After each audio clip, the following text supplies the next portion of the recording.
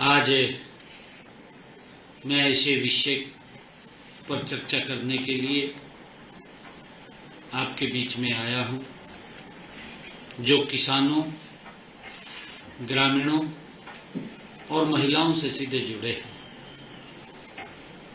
मेरे साथ आज हमारे डेवलपमेंट एवं पंचायत मंत्री कृष्णलाल कुमार जी, हमारे cooperation minister doctor Arvind Sharma ji, हमारे सभी अधिकारीगण आज उपस्थित हैं। मित्रों, आप जानते हैं पिछले दिनों हरियाणा में भारी बारिश के कारण कई जिलों में बाढ़ की स्थिति पैदा हुई है। बाढ़ से, भारी वर्षा से फसलों को नुकसान हुआ है, कुछ जान माल का नुकसान भी हुआ है। हम इस अत्यधिक वर्षा और बाढ़ से प्रभावित किसानों व अन्य लोगों के साथ हरियाणा सरकार मजबूती से खड़ी है। आज मैंने ई क्षतिपूर्ति पोर्टल के माध्यम से जो भारी वर्षा के कारण घरों, घरेलू सामान और पशुओं की हानि हुई है, उसके लिए 2386 जो लोग इफेक्ट हुए हैं, उनको मुआवजा के तौर पर 4,72,06,000 रुपए की राशि आज उनके खातों में पहुंचाई गई है। इनमें से 2,371 मकानों के नुकसान के लिए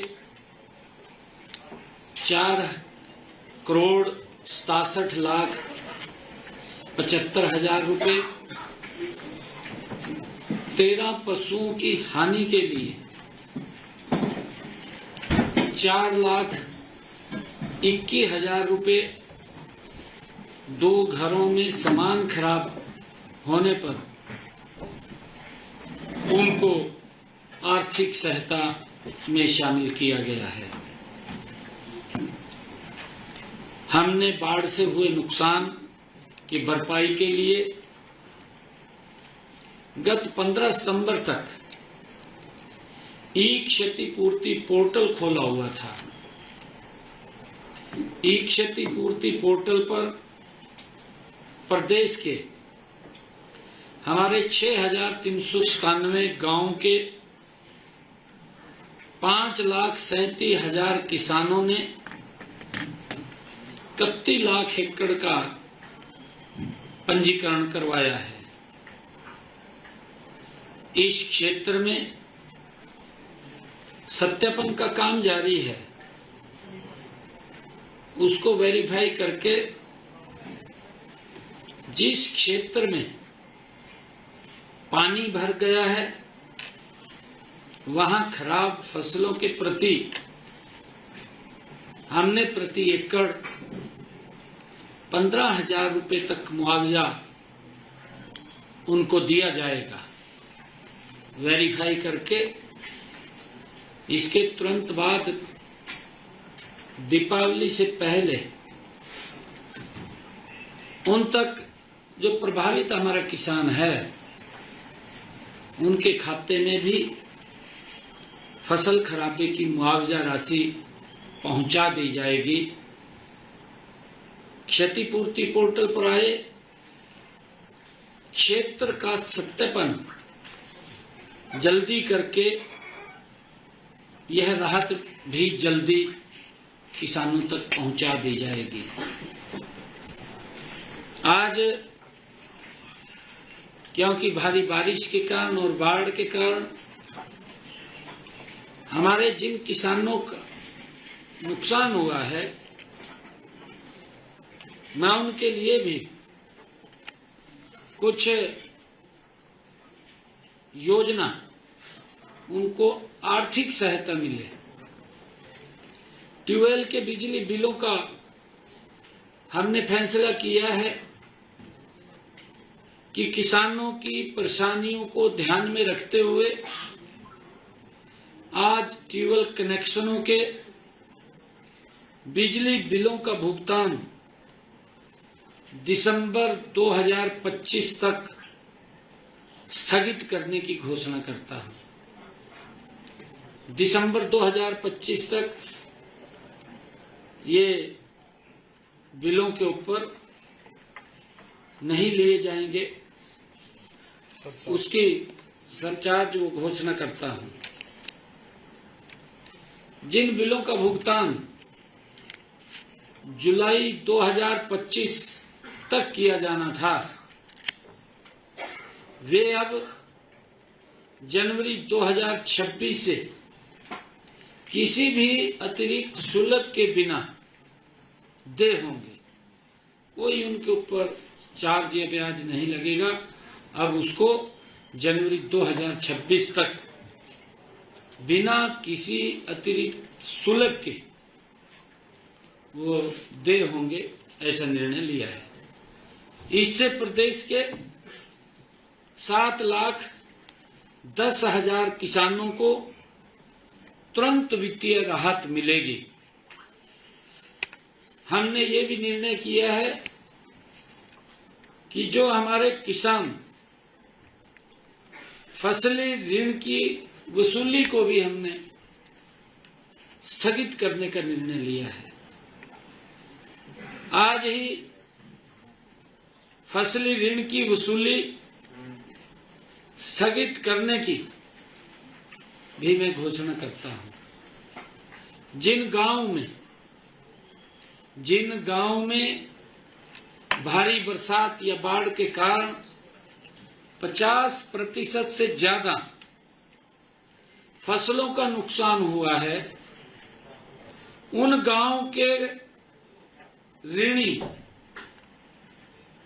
किसान का फसल खराबा 33% या उससे अधिक हुआ है।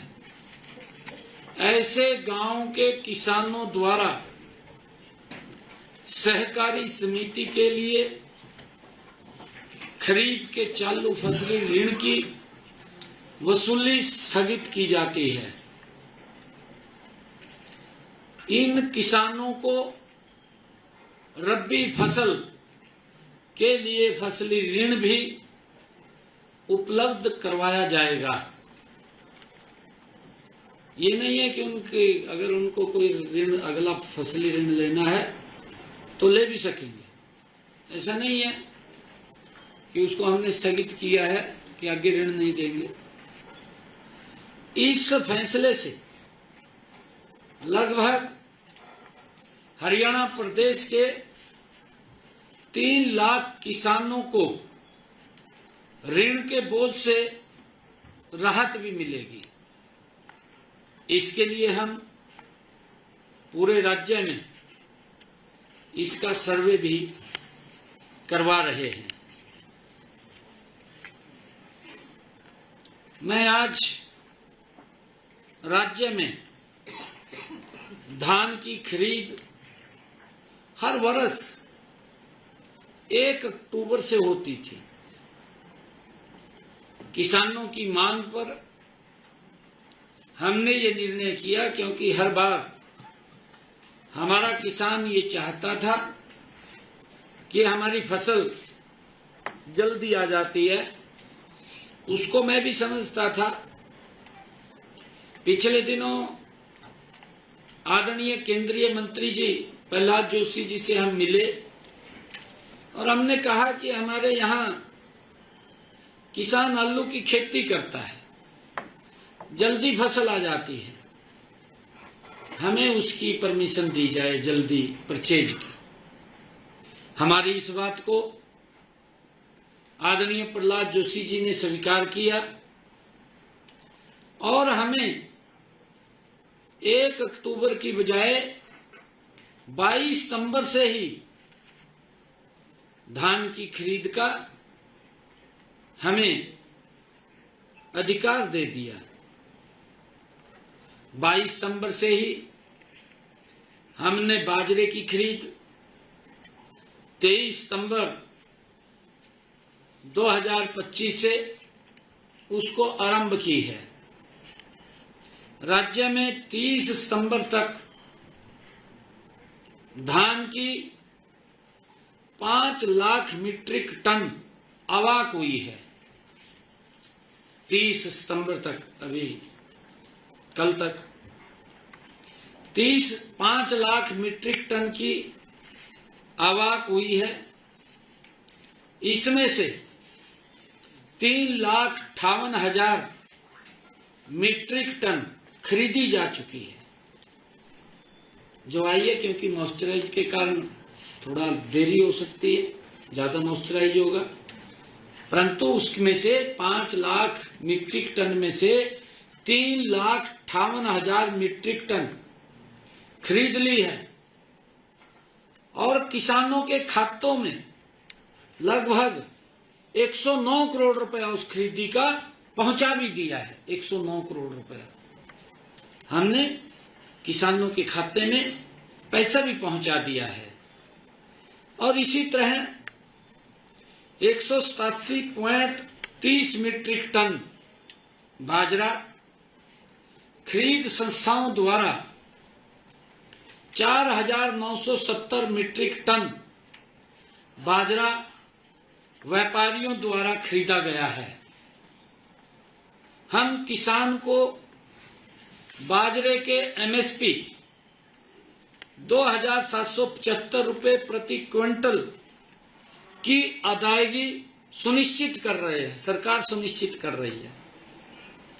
राज्य की खरीद संस्थाओं द्वारा जिस भाव से बाजरा खरीदा जा रहा है उससे शेष भरपाई हरियाणा सरकार कर रही है।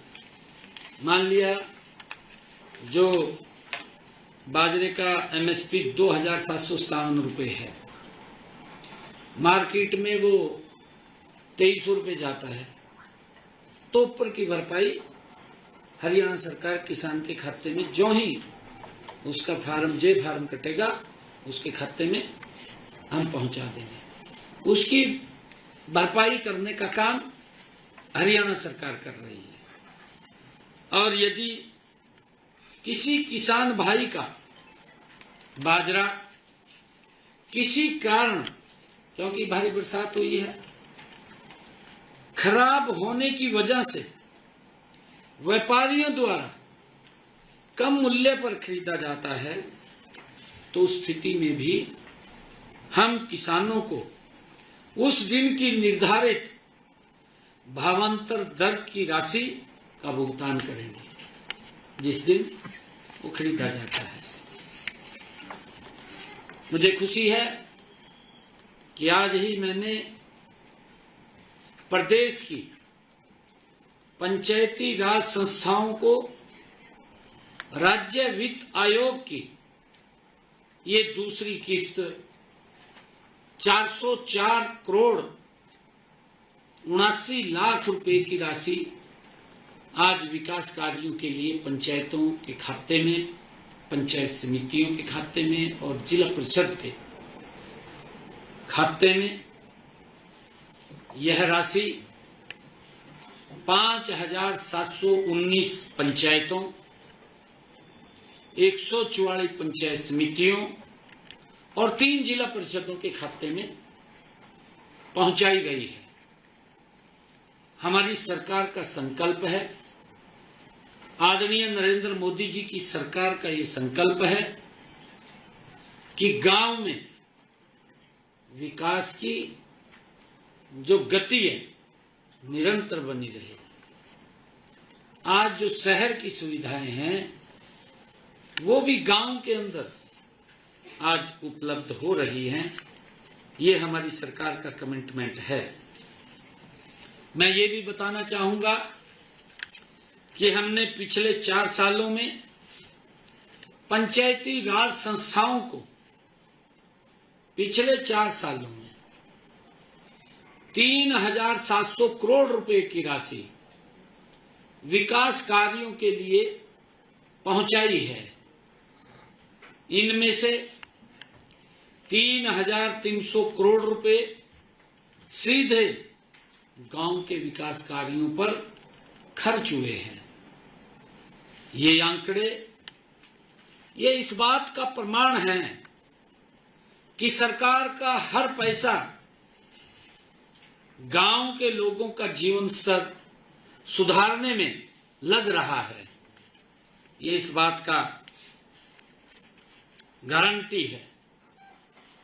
हमने 73वें संविधान संशोधन की भावना को ध्यान में रखते हुए पंचायती राज संस्थाओं को अधिक अधिकार, अधिक संसाधन, अधिक जिम्मेवारी सौंपने का निर्णय किया है।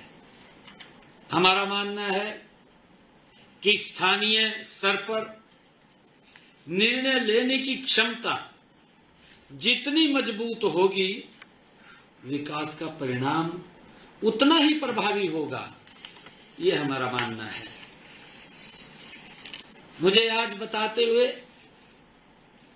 क्योंकि हमारे विपक्षी दल इधर उधर की बातें करते रहते हैं, सुझाव तो कोई अच्छा देते नहीं, बस क्रिटिसिज्म में लगे हुए हैं, अपनी राजनीति चमकाने में लगे हुए हैं।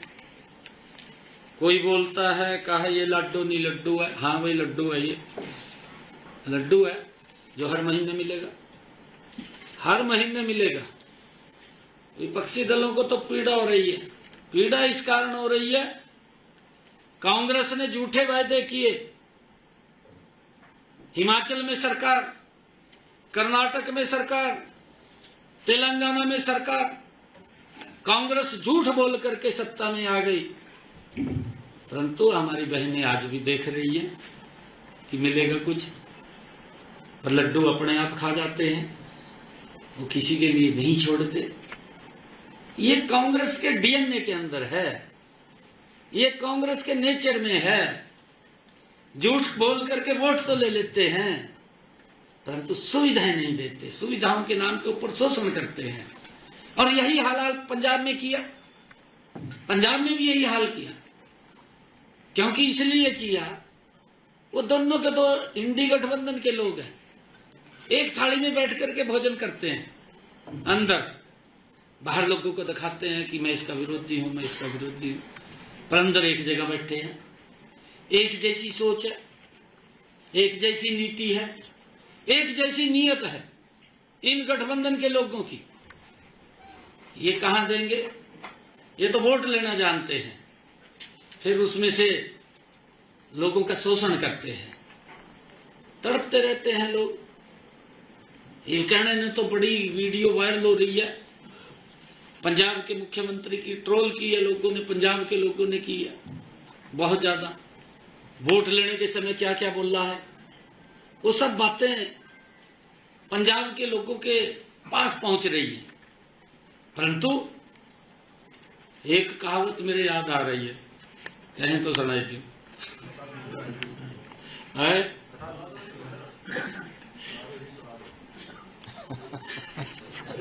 फिर हम कहेंगे ये क्या सुना रहा।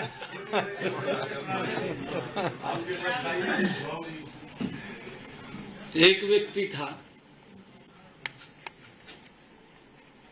वो गया गंगा जी में स्नान किया, गंगा जी से प्रार्थना की कि मेरे को एक शंख दे दे, ऐसा शंख दे भी जो भी मैं कहूं वो आ जाए।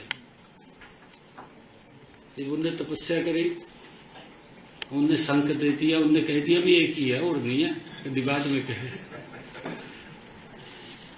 जितना मांगेगा उतना दे देगा। वो लेकर चल दिया। अगले दिन सवेर रास्ते में कहीं रुकिया,